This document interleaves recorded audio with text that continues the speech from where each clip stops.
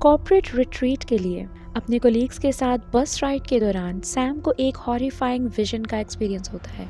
वो देखता है कि वो सस्पेंशन ब्रिज जिसे वो और भी बहुत से लोगों के साथ क्रॉस कर रहा है अचानक टूटना शुरू हो जाता है।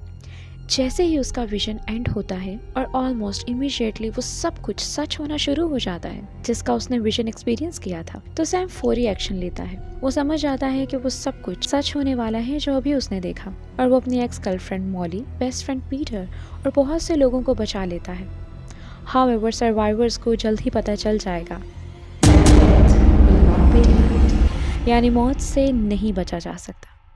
फाइनल डेस्टिनेशन 5 2011 की एक American 3D supernatural horror film है जिसकी डायरेक्शन स्टीवन कोएल ने की और इसे राइट किया है एरिक हाइसरर ने। ये फाइनल डेस्टिनेशन फिल्म सीरीज के 5th एपिसोड है एंड फाइनल डेस्टिनेशन 2000 का